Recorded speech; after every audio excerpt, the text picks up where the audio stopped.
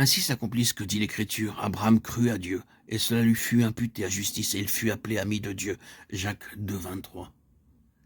Avant de devenir l'ami de Dieu à 99 ans, Abraham pouvait dire en toute vérité comment Dieu lui était apparu, lui avait parlé, comment il lui avait obéi, l'avait suivi. Mais il ne pouvait pas dire que Dieu était son ami. Dans Genèse 18, 17, Dieu a pu dire à son sujet « Cacherai-je à Abraham ce que je vais faire ?» À partir de ce moment, Dieu pouvait partager tous les secrets avec Abraham.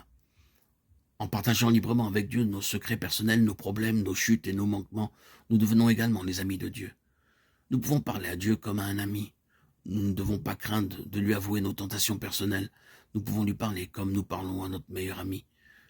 Puis, nous devons patiemment attendre la réponse. Nous pouvons aussi demander à Dieu de nous révéler ses propres secrets, ses mystères célestes.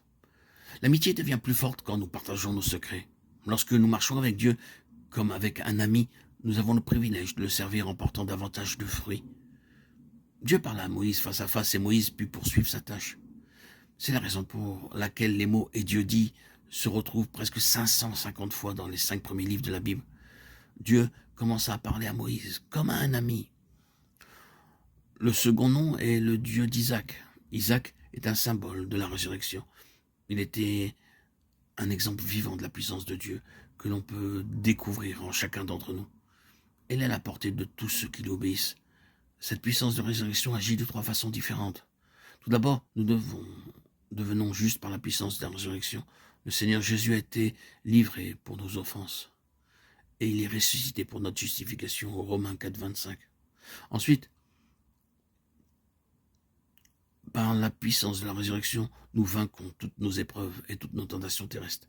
Philippiens 3, 10, 14. L'apôtre Paul aspirait à connaître davantage cette puissance de résurrection afin de gagner le prix de la haute vocation en Dieu. Paul avait besoin de la puissance de résurrection pour vaincre les épreuves et les tentations et pour remporter le prix. C'est la raison pour laquelle, à un âge avancé, il soupirait à le connaître, lui, la puissance de sa résurrection. C'est le second mystère de la puissance de résurrection dans nos vies. Ce n'est que par la puissance de la résurrection que nous pouvons vaincre toute épreuve et toute tentation. Quelles que soient nos épreuves, nos tentations, nos limitations, nos faiblesses et nos chutes, nous pouvons dire par la foi, Seigneur, je suis faible en moi-même et impuissant. J'ai tant de défauts.